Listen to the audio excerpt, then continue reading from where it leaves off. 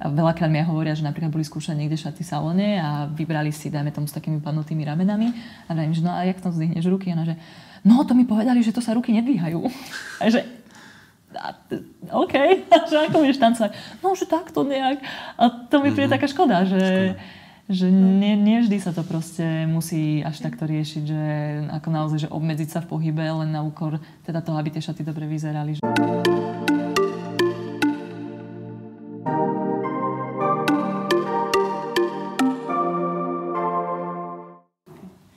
Ahoj, som Darina a spolu s mojím manželom Tomášom vás vítame pri novej epizóde podcastu Svet fotografov.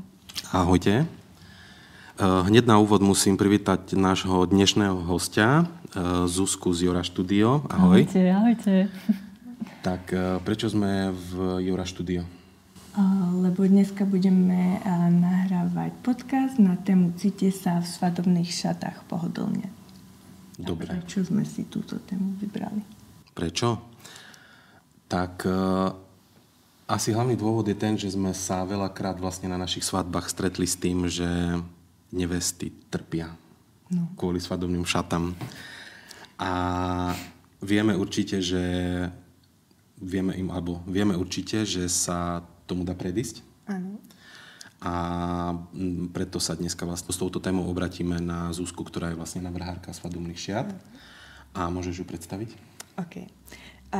Takže Zuzka je navrhárka svadobných šiat s názvom Jura Studio. A Zuzku ste mohli pred 3 rokmi vidieť aj vo Forbes 30, ktorý oceňuje a vyzdvihuje úspešných podnikateľov.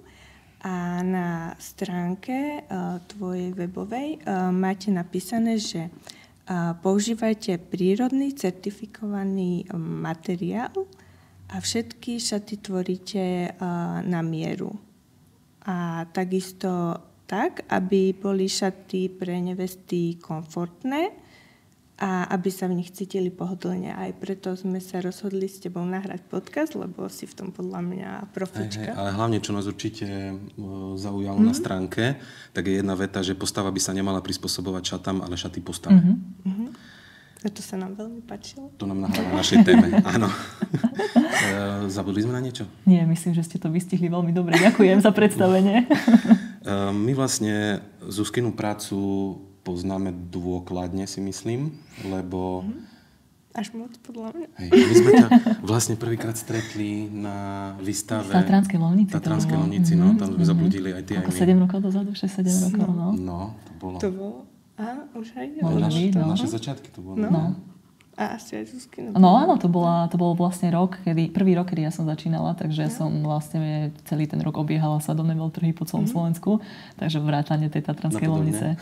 Presne, kde sme sa všetci stretli sporne, spoločne, takže od tej doby sa registrujeme navzájom, aj spolupracujeme niekoľkokrát. Dobre, a možno prečo si sa vtedy vlastne rozhodla navrhovať svadobné šaty? No ja mám vyštudované navrhárstvo na vysokej škole, ale s tým, že vlastne počas štúdia som nevedela sa úplne zaradiť, alebo respektíve hľadala som spôsob, ako môžem tvoriť, ale aby to bolo aj vlastne predajné a nemala som úplne nejakým spôsobom vyhranený alebo vyhradený smer, ktorým by som chcela ísť. No a absolvovala som rôzne stáže a tak ďalej a po škole a po tých všetkých stážach absolvovaných som si bola istá, že chcem tvoriť, ale teda problém bol, že čo? No ja som si našla brigádu v svadobnom salóne v Bratislave. Ale to bolo skôr z takej, že znúdzecnosť by som povedala, že som si tak hovorila, že aspoň mi to zaplatí účty, že nebol to vyslovene nejaký smer, ktorým by som sa chcela vydať. No lenže osud zariadil a mňa to strašne chytilo. No a ako nerobila som tam dlho, ale aj počas tej krátkej doby som si uvedomila, že ma to veľmi baví a naplňa. No a vtedy vlastne mi skresla myšlienka, že by som si možno mohla založiť vlastný svadobný ateliér. Takže bolo to takéto romantické. Romantické, jak svadby. Samé, áno. Dobre, tak môžeme teda prejsť k prvej otázke. Ideme ja, alebo ty? Môžem ja, hej? Okay. Dobre.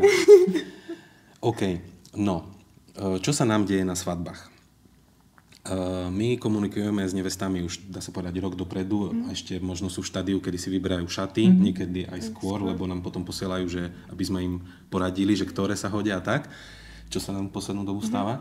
Ale veľakrát, a to fakt veľakrát sa nám stane to, že nevesta nám posiela fotky šiat, že proste opisuje, aké sú nádherné, že skúšala všetko OK. Ešte keď ich oblieka, keď ich fotíme, tak sú z nich proste hotoví všetci, aj družičky, aj kamarátky. A potom už, samozrejme náhlas to asi nikto nepovie, ale už vidíme, alebo niektoré nám to aj povedia teda, že ku koncu svadby sa už tešia, keď ich dajú dole, lebo proste sa v nich cítia veľmi zle. Čo nám príde dosť ľúto, lebo tá svadba by mala byť práve o tom dobrom pocite a nie o tom, že to musím nejakým spôsobom možno až pretrpieť, neviem ako kto. Tak prečo si možno myslí, že prečo sa to deje? No, ja si myslím, že ešte stále pretrváva taký ten trend takých tých veľkých, okázalých, korzetových, dajme tomu šiat, s veľa vrstvami, z rôznych proste ťažkých materiálov, mnoho vrstiev spodničiek, rôzne kruhy, rôzne kostice, košičky, sťahovačky a tak ďalej. Ono všetko sú to na prvý pohľad veľmi pekné šaty, samozrejme, že určite sa nevesty do toho zamilujú s takouto princeznovskou predstavou, že budú vlastne, alebo že si teda naplnia možno také tie sny z detstva. Len naozaj ako je tam ten druhý aspekt toho, že väčšina takýchto šiat nie je úplne pohodlná. A ja si to aj viem ako keby živo predstaviť, lebo mala som tu možnosť takéto šaty mať taktiež na sebe, keď som, ako spomínala, keď som pracovala v tom salóne. A ono, áno, na tú prvú hodinku, alebo ten wow efekt je to, že úžasné, že každý je z toho páv, nevesta sama o sebe je úplne nadšená z toho, ako vyzerá. Ale počasie tá ťaha, alebo tá váha tých šiat, tak ako keby znemožňuje aj ten pohyb, aj to dýchanie, dajme tomu, aj takú tú voľnú radosť z toho dňa, že môže to byť také trošku kontraproduktívne a ja osobne nie som úplne zastanca ako keby robiť kompromis tej komfortnosti s tým vizuálom, že skôr nájsť nejaký prienik toho, že ako by sa mohol aj ten vizuál tých šiat stotožniť s tou predstavou tej nevesty, ale aj zachovať ten komfort a tá pohodlnosť. Takže vlastne aj tá moja tvorba dosť dáva dôraz práve na tú pohodlnosť v nosení a počas toho svadobného dňa. A ako by si poradila nevestám, ako pri tej skúške, že na čo si dávať veľký pozor hlavne, aby sa cítili vlastne komfortne počas tej aj noci už, akože potom celom dni. No ono podľa mňa už aj pri tých skúškach sa to dá nacítiť, že keď ťa oblečú, alebo že keď tu... vyskúšať si v kabinke, že sadnúť si. No ale presne, že vlastne keď tá asistentka oblieka tú nevestu do tých šiat, tak vždycky, dáme tomu, bavíme sa o korzetových šiatách, takých tých typických pompezných, tak už keď ju oblieka do tých šiat, tak už pri tom samotnom obliekaní proste je to relatívne že veľký proces, dlhý. Tá zaťahovačka, viazačka vzadu, keď ju stiahne, tak už v ten moment už ako keby to telo sa nemôže úplne poriadne hýbať. Už vtedy sa možno ťažšie dá nadýchnúť. Keď si sadne, môže ju to proste omínať. Môže tam byť napríklad čipka, ktorá môže škrabať. Už pri tej skúške niekedy sú také, že flaky túto pod pazuškami, vlastne hlavne z toho, že drú tie šaty. A ono sa to bude stupňovať počas tej svadby. Že možno tých 10 minút pri tej skúške tá slečná nevesta to vydrží, ale treba si aj takéto malé náznaky všímať už pri tých prvotných skúškach v tom salóne alebo v butíku, kde si ide tie šaty prvýkrát vyskúšať. Lebo ak už tam niečo nesedí, tak to už je indikátor toho, že na tej svadby to bude o mnoho viac komplikovanejšie a nekomfortnejšie. Takže dáva naozaj že dôraz na to, že ako sa cíti a nielen ako vyzerá v tých šatách. Lebo ja si to viem živo predstaviť, že keď je ten wow efekt, že zrazu sú proste nádherné tie šaty. Ona vyjde z tej kabínky a všetky kamošky, sestry, matky, blablabla, tak všetky sú úplne odpadnuté z toho. Však prirodzene vedie to veľmi emočne silný zážitok, ale treba aj toto brať do úvahy, lebo naozaj, že tá svadba trvá niekoľko hodín a je to asi škoda podľa mňa tam naozaj, že trpieť celú tú dobu. A nehovorím ešte o tom, že sa najedia, spotia, v lete, že môže, ako čokoľvek sa môže udiať, no. Tam napríklad veľakrát sme sa stretli aj s tým, že dostali taký stres nevesty, keď začali skúšať šaty, že ako v nich budú tancovať napríklad. No, inak, áno. Že oni až keby na to predtým ani nemysleli. Fotenia napríklad, že pred obradom, tak vtedy, že poďme si naskúšať náš tanec, že ako to s tými šatami dám. Tie kroky, ktoré sme si nacvičili. Fúha, no. Že oni vlastne ani keby lebo keď majú nejakú ako zdvíhačku alebo niečo, tak oni v tom čase pri tej skúške nepremýšľajú, že budem musieť aj výjsť hore alebo otočiť sa alebo niečo. A veľakrát aj pozmenia napríklad tanec, lebo že to nedám v tej robe. Akože. Ako ja sa veľakrát aj pýtam neviesť, že či sú veľké tanečníčky napríklad, alebo že či majú nejaký tanec, také tango, alebo latino, alebo niečo proste nacvičené. Lebo aj k tomu prispôsobíme tie šaty, že tým, ako ich vlastne robíme na mieru, tak aj tá dĺžka vlečky sa dá prispôsobiť, dá sa aj vypnutie prispôsobiť, že je to veľmi individuálne. Alebo aj na zápestie robíme, hej. Ale je to naozaj také, že treba aj na tieto veci myslieť, lebo ako fakt, že keď je proste priemer tých šiat, ja neviem, 1,5 m, 2 niekedy aj, že naozaj, že sú veľké, tak tam sa ako ťažko proste manipuluje. Ako vravím stále, je to pekné, ako kto samozrejme si toto vyberie, ale treba myslieť aj na tieto aspekty, že bude sedieť za stolom, pôjde cez, ja neviem, nejakú uličku, alebo proste z auta do auta, presuny, fotenie. No. Aby si sa divila, koľkokrát my to riešime, že vidíme, aké má šaty nevesta a vieme, že ju napríklad ženích bude prenášať, tak my potom dopredu musíme ísť do sály ako fotografi a upravovať stoly, že by proste s ňou prešiel a také veci. A aby otvorili sa dvere, lebo nevesta neprejde tými šatami. A dvere sa nedajú otvoriť, no, tak je to také zabavné. No, častokrát nevesty ako nemyslia, presne, jak si povedala, ten wow efekt, že proste tie šaty sú krásne v tom salóne, tak ako keby mali by si predstaviť aj tú sálu, akú majú, aj vlastne tak, jak si povedala, že aj čo sa týka toho tanca a toho všetkého. Častokrát si kladieme takú otázku, že na čo tie šaty potom robia, alebo mne príde, že tie šaty by mali byť len na to, že na obrad prídem do sály a mal by som sa z nich asi vyzliesť, keď sa chcem zabaviť. Tých niektorých veľkých. No. Oni sú aj ťažké. No, veľmi, to niekoľko kiláží, áno. Ja keď ich prenášam, niektoré šaty, že na fotenie, tak normálne akože ja mám čo robiť. No. A teraz si vezmi, že vlastne celá tá váha je na bedrách. No. Že to je, že ako dobre stiahne sa to tuto niekde, ale proste držia to tie bedrá. A vlastne, A asi vlastne pri tom výbere šiat by veľkú chybu podľa mňa častokrát možno robia aj tie salóny, že málo komunikujú s tou nevestou ako keby. Alebo možno aj komunikujú, len ona si to nepripustí, hej? Že mala by myslieť asi aj na to, že čo bude robiť. No, to môže byť problém. Tiež, že ako ja mám veľmi špecifických zákazníkov alebo zákazníčky, že ku mne vyslovene chodia slečny, ktoré proste chcú mať ten komfort. Že ja im aj vždy hovorím aj pri tých skúškach, že zdvihni ruky, zavrť sa, potoč sa, skúsi to, sadni si v tom, pohyb sa, lebo tie šaty, ako sa robia na mieru, tak sa všetko proste upravuje. A veľakrát mi hovoria, že napríklad boli skúšať niekde šaty v salóne a vybrali si, dajme tomu, s takými padnutými ramenami. A dajme, že no a jak tam zdvihneš ruky? A ona, že no to mi povedali, že to sa ruky nedvíhajú. A že OK, že ako budeš tancovať? No, že takto nejak.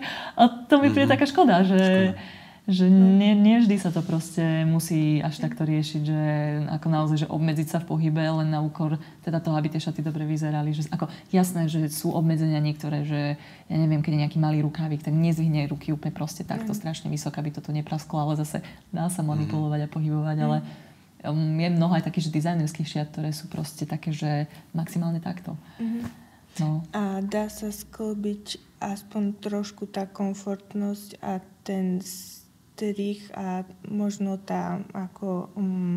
S tým wow efektom, že ako sú tie veľké roby, že či sa dajú, alebo či aj ty robíš také, ktoré proste vyzerajú tak veľkolepo, ale to je podľa mňa veľmi také subjektívne, že čo je veľkolepé, lebo my práve nerobíme tie kruhy pod tie sukne, také tie kovové, tým pádom vlastne sa tam stráca ten voluminózny efekt, alebo objemový efekt, keď to tak nazvem, že my skôr také tie splývavé, padavé línie, takže tie naše šaty, čo robíme, tak nikdy asi sa nebudú úplne rovnať takým tým veľkým pompezným robám, takže toto u mňa nevesty nenájdú, ale asi určite sa dajú nájsť aj šaty, ktoré sú proste pompezné a pohodlné. Verím tomu, že nehádžu všetko do jedného vreca, len už čím väčší objem podľa mňa, tým menej možností pohybu. Že predsa len akože už len to, že človek nevie prejsť cez dvere, je obmedzenie, alebo sa nevie dať do auta z auta, že aj to môže byť obmedzenie. Ako s nami, keď komunikuje nevesta, tak častokrát my s ňou aj preberáme to, lebo od nás vlastne chcú určitý štýl fotiek, ktorý robíme. A niekedy nám aj pošlú, že takéto fotky sa im páčia. A keď vidíme, že je tam veľa fotiek v pohybe a ona nám pošle presne tie šaty s tou podničkou, či s tými kruhmi, s počatami, tak vlastne už vtedy jej povieme, že tie fotky proste, že behať po ulici v nich nejde moc. Nejde moc dokopy, presne. Ako tá svadba všeobecne podľa mňa je dosť náročná záležitosť na veľa detailov a veľa neviest, alebo tých párov si neuvedomuje aj takéto detaily tej pohodlnosti. Takže je to niečo, čo sa zvykne opomínať. Je to škoda, lebo ten celkový pocit v tom človeku ostáva celý život. No dobré. Velebil sa. Ona bude robiť spoločnosť, hej. Sleduješ aj svetové trendy? Alebo zakomponovávaš ich do svojej novej kolekcie?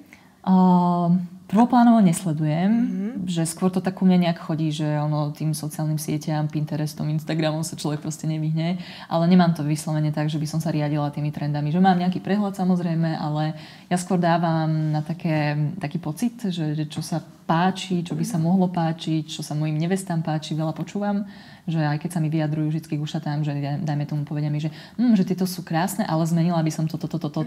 Alebo že tuto sa mi páči, ale vymenila by som materiál. A ja to všetko fixujem a proste registrujem a potom v ďalšej kolekcii niektoré takéto poznatky alebo respektíve záležitosti, čo mi povedia, tak aplikujem. Takže skôr to mám takto prepojené.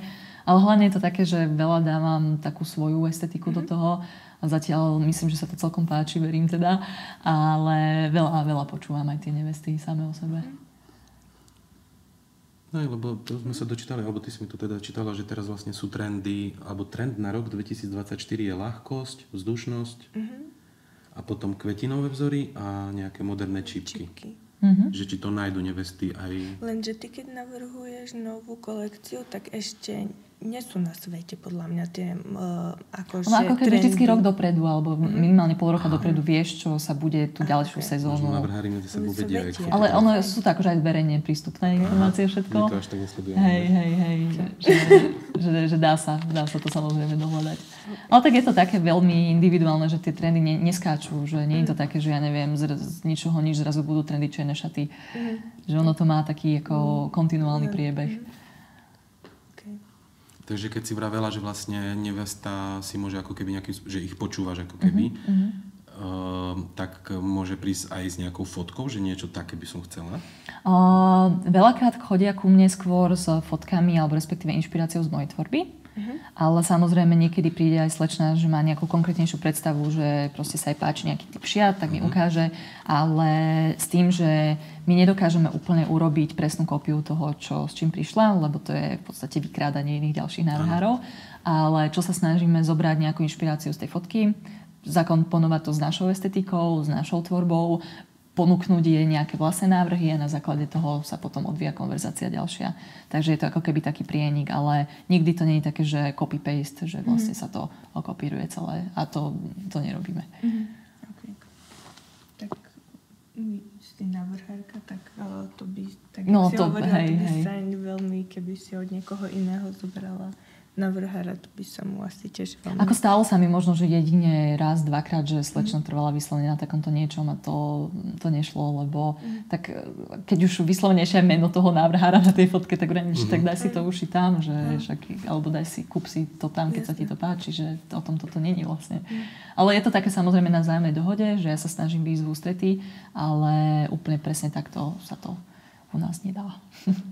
A dajú sa tvoje šaty prerobiť po svadbe na šaty, ktoré môže... To narážame presne aj preto, lebo vlastne fotili sme naposledy... Nie, to kedy sme fotili? Čo? Ekologický editoriál. Tam sme použili od teba šaty. To bolo vlastne v októbri niekedy. V októbri niekedy. A tam sme presne spomínali aj to, čo sme sa dočítali u teba niekde, že vlastne dokážeš tie svadobné šaty prerobiť na také bežné nosenie. Ako výnimočné, ale že môže si ich vziať. Áno, alebo vlastne žiadne z tých mojich šiat nie sú také, že úplne prvoplánov, svadobné, také ako sme sa bavili pred chvíľkou, že by boli proste pompezné, princeznovské, nazvime to. Takže veľakrát dokážeme úplne bez problémov prispôsobiť, že napríklad sa skracujú dĺžky, takže vzniknú letné šaty, vymení sa čo opasok za nejaký kožený, dajú si k tomu kočky nejaké, neviem, hnedé sandálky a hneď sú to proste letné biele šaty, alebo veľakrát vieme, že aj oddeliť vrch od spodku, takže tým pádom vznikne, že top a spodok, ale to je tiež akože veľmi individuálne, záleží model od modelu. Ale nie každá nevesta si to dáva, že veľa si šaty necháva, niektoré predajú, niektoré si proste sa s tým ešte tešia na 2 roky, potom mi na 3. rok napíšu, že Zuzi, ja už by som to si chcela prešiť, a že jasné, že to dnes není problém. Ale je to veľmi individuálne. Ale samozrejme to som sa chcela pýtať, že či to aj využívajú. Nie každá a ja tomu úplne rozumiem, že tiež som taká, že ja som taký sentimentálne založený človek, že či by som si to úplne dala spraviť, ale ja by som si možno dala zarámovať niekde, alebo čo. A kde ťa to napadlo? Vieš čo, keď som sa zamýšľala vlastne nad celým tým konceptom mojej tvorby ako udržateľný svadobný ateliér, tak mi to prišlo také nie úplne dotiahnuté, keby mám udržateľné šaty len z pohľadu materiálov a možno lokálneho šitia, ale vlastne aj tá využiteľnosť potom, že to mi príde také dobré sklbenie, že tým pádom tie šaty dostanú nový dých, nový život a dajú sa nosiť v podstate dlhodobo. Možno môžeme zhrnúť, že aké sú vlastne výhody tých šiat na mieru, možno od teba, oproti tým, ktoré sú požičovní. Hej. Aj to je ďalšia z individuálnych vecí, že niektoré nevesty si radšej požičajú šaty, lebo je s tým možno menej roboty. Možno nájdú v salóne presne to, čo vždycky chceli. Tým pádom proste nemusia hľadať ďalej. Možno niekedy aj cena urobí nejaký rozdiel. Ale ku mne chodia vyslovene nevesty také, ktoré chcú takéto niečo a takéto niečo málo kedy nájdú úplne v klasických salónoch. No a hlavne veľa mi chodí nevieš, čo nemajú konfekčné postavy.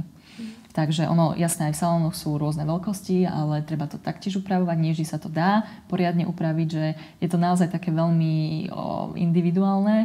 No a my používame, ako ste aj hovorili, prírodné materiály, takže aj tá komfortnosť skrz ten prírodný materiál možno oslovuje ďalej tie nevesty.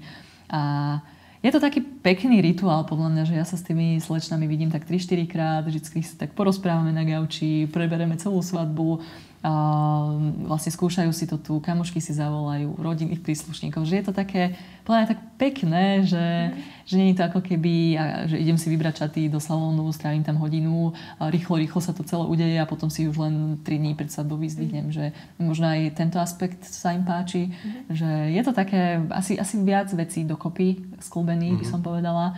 Ale možno aj to, že keď je konfekčná postava, my to vieme urobiť priamo na tú postavu, že naozaj to dobre sadne, že je to taká možno taká úľava aj pre tie nevesty, ktoré majú problém si nájsť šaty v bežných salónoch. Čiže nemusia robiť ten kompromis presne v tom, ako sa v tom cítia, ako v tom vyzerajú. Že veľakrát, keď tie šaty nesadnú dobre, tak možno aj to je dôvod, prečo tá nevesta trpí počas tej svadby, že veľa aspektov tam je, no. No, ja musím určite povedať na margo toho, že už sme sa veľakrát stretli vlastne s tvojimi šatami na svadbe. To vždy bolo pre nás také prekvapenie, keď sme videli, že Jezuska, aj to sme hneď. Takže nás to potešilo a že proste tie nevesty, to bolo vidno, že proste oni sa proste zabávali. Hej? Že bolo to vidno, aj keď boli aj také, že zábavné svadby, aj keď boli také komornejšie, že vlastne viac sedeli, ale bolo vidno, že tá nevesta aj zabudla, že sa má ísť prezliesť. Hej, čo to proste bolo vidno, že ako to, čo si ty stanovila, tak to aj v praxi funguje. Áno. Hej, a to sme mali koľkokrát? 5-krát? Možno aj viac. Nerátali sme to ešte, ale akože že určite toto, čo sme tu spomenuli, tak funguje. Áno, aj veľakrát mi dievčatá hovoria, že si ani nekupujú šaty po polnoci. Že budú proste že plánujú byť celú svadbu v tých mojich. Takže možno aj to je taký indikátor, že naozaj sa v tom dobre cítia. Takže a potom aj keby... Maximálne topánky si vyberiem. Áno, presne, že hej, za nejaké na nízkom podpätku presne. Ale je to také, že ja to s nimi dosť konzultujem celú tú svadbu a keď mám pocit, že sa necítia úplne na 100%, tak vždycky to riešime až do bodu, kým sa cítia na 100% v tých šatách. Okay. Dobre, takže môžeme na záver možno tak zhodnotiť, alebo aspoň mňa ako chlapovi, menej zainteresovaný v tomto téme, lebo mám jeden oblek už niekoľko rokov. Tak asi taká rada pre tie nevesty, keď som z toho to vyrozumel dobre, je ako keby možno buď komunikovať hlavne aj o tej noci, o tej svadbe, a možno predom si predstaviť že čo všetko mám zažiť v tých šatách. A tak, ako ty si povedala na začiatku, že vlastne aj tie menšie indikátory tej nepohodlnosti, keď si to oblečiem, tak vlastne brať v úvah už, že to určite za tie hodiny narastie. Ako ono je to aj tie aspekty alebo faktory, že či je to v lete, napríklad v auguste, kde je 35 stupňov, a nejaké obťahnuté rukávy, syntetickú čipku, korzet, 30 vrstiev sukne, no nebude ti v tom dobre. Ako naozaj, že po pár minútach už len, ja neviem, vyjdeš z kostolu, alebo slečna vyjde z kostolu a 35 stupňov vonka, kým sa tam vyboskáva so všetkými, hodina a pol prejde a proste to make-up steká, spotí sa proste celá. Ako je to také, že áno, tie šaty môžu famózne vyzerať, ten wow efekt to splní, ale dať si tieto veci na misky váh, že nemusí to úplne vždy vypaliť dobre a tá nervozita z tých šiat môže pokaziť veľakrát ten dojem z celej svadby. Takže hľadať možno nejaký kompromis, že ak slečny trvajú na veľkých šatách, tak možno nájsť niečo, čo nemá toľko vrstiev, dajme tomu, alebo nie je až tak strašne objemné, alebo dajme tomu, nemá možno dlhý rukáv, alebo proste nemá korzet, alebo nejak sa k tomu tak akože postaviť, že nacítiť si to už počas tej prvotnej skúšky, že dať si to poriadne zašnurovať hlavne už na tej prvej skúške. Poriadne sa do toho obliecť, pochodiť si v tom, poskákať, pohybať, posadať, no. A ak je tam už prvý náznak nejakého diskomfortu, že niečo omína, kúše, škrabe, nebrať. No. Tak veľakrát pri tom výbere, to sme aj zažili, bolo, že nie nevesta, ale mamka. Mamke sa veľmi páčili moje šaty, tak ich mám. Ale s tým už asi my neurobíme. No, tak to, hej, chápem. Ako v tomto prípade neplatí viac hlava, viac rozumu. Áno. Tuto treba počúvať samú seba, no. Ale je to veľakrát ťažké. Ja viem, že aj mne sem chodia veľakrát aj maminy so nevestami a aj sestry a 7 kamošiek a tak, takže není to dobré. Nie je to dobré. Ako jasné, že veľa takýchto poradky vie dobre poradiť, ale veľakrát si projektujú svoje vlastné predstavy do tých šiat, hlavne kamarátky. Že ja mnohokrát počúvam, že keby som sa ja vydávala, tak si vyberiem tieto. A je lepšie, na čo ti je táto informácia? Keď má čo najviac, alebo radšej čo najmenej? Najmenej. Ako ja som taká, že nech si sami chodia maximálne s jedným doprovodom. Okay. Že to je také, mám pocit, že sa mi to aj osvedčilo v praxi, že vtedy mám... A asi ten doprovod má mať aspoň v časti podobný vkus ako tá nevesta? Ideálne, alebo keď už sú že maminy zvyčajne, tak matky si poznajú svoje céry, ale nie vždy je to také, že sa zhodnú. A tam je to už potom o tej komunikácii. Ale hej, aj u mňa sa dejú také trenice všelijaké niekedy. A potom už vstupujem ja do toho, takže je to také individuálne veľmi. No dobré, tak asi sme túto tému celú prešli. Super. Tak ďakujeme veľmi pekne. Ďakujem. Bolo to inšpirujúce aj pre nás. A ty si sa zase veľa dozvedela. Zase som sa veľa dozvedela. Keby si vedela, čo som sa už o kvetoch všetko dozvedela. Ja. Môžeš vzdelaný mladý muž. Áno, budem odborník. Super, tak ďakujeme veľmi pekne. Ja ďakujem. Dúfam, že sa ešte určite stretneme aj osobne, aj na svadbe, nie osobne. Určite. Pošleme ti správu, že si tu s nami. Áno, dušou s nami. Takže ďakujeme ešte raz. A ja ďakujem.